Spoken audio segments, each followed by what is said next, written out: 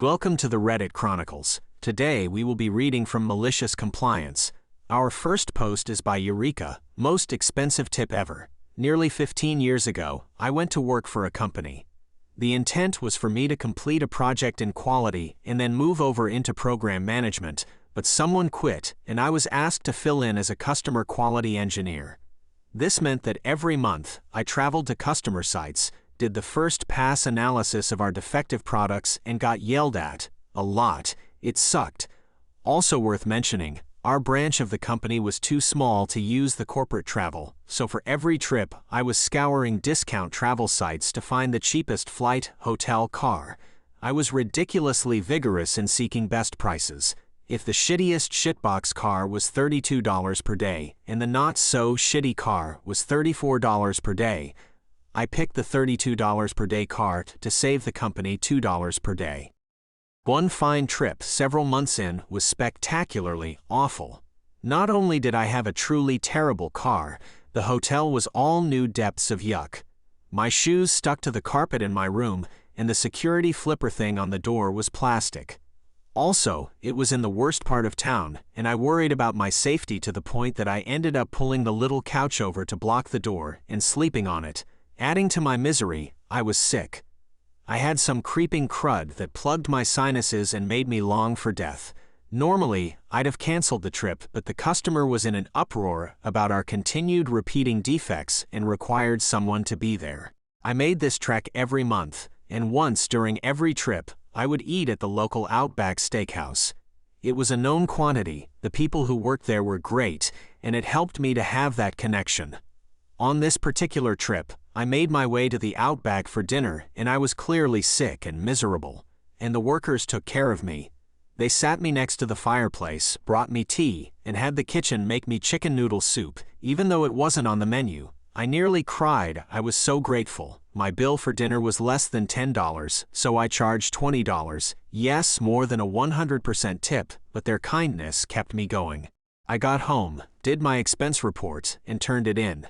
My director called me into his office and screamed at me about how the corporate policy was 10% tip and it should never exceed 15%, and what was wrong with me for paying them so much. Remember, total bill including excessive tip was $20. It broke me. Well, it shattered my loyalty to the company's bottom line, so I made them give me the corporate travel policy where the tip policy was outlined, and from that moment on, I followed the corporate travel policy exactly.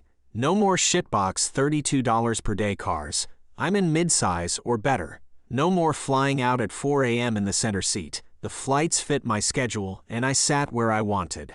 No more scary hotels in the worst part of town. Now I'm staying at the nicest executive hotel allowed by the policy. The cost of my trips were pretty regularly double or triple what they had been, adding up to thousands of dollars a year, but I never disobeyed their allowable tip policy again. The true irony, their corporate tip policy actually had verbiage that said exceptional service could be recognized with an additional gratuity, but basically, don't make a habit of it.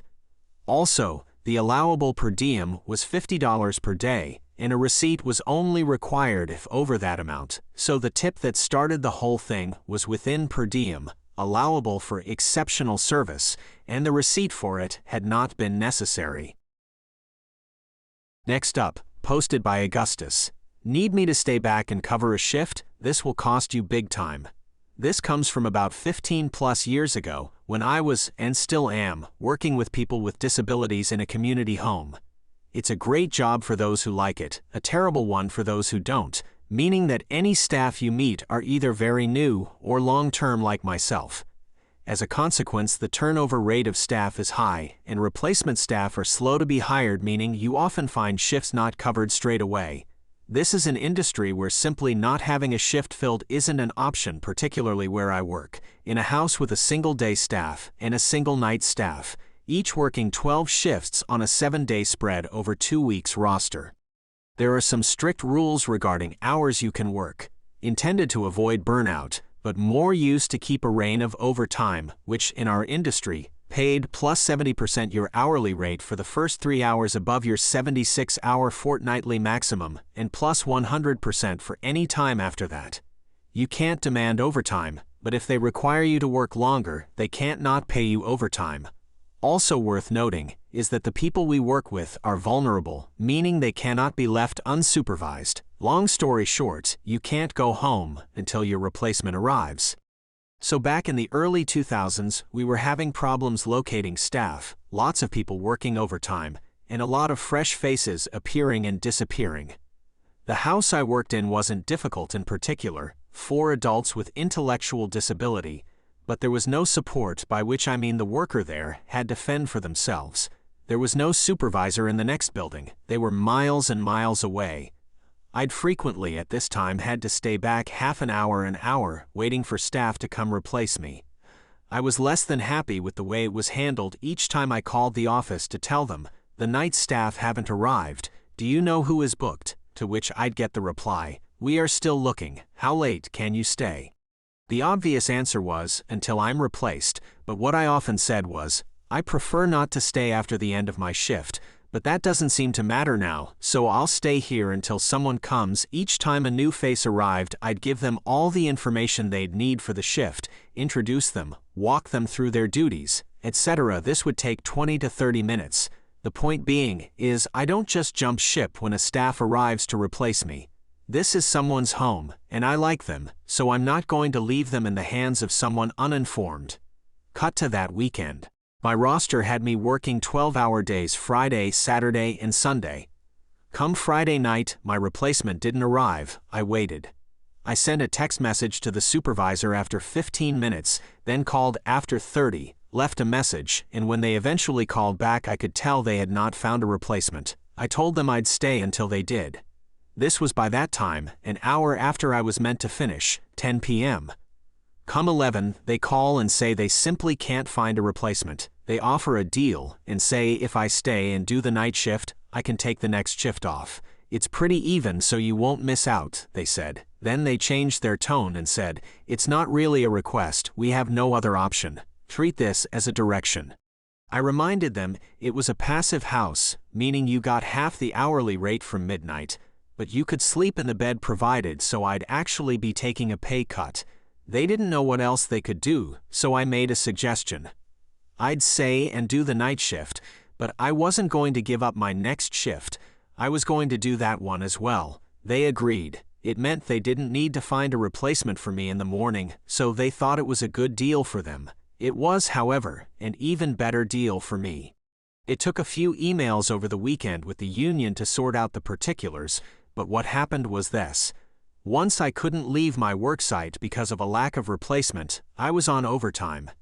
As this overtime was because of a direction, not voluntary, it remained in place until I went home.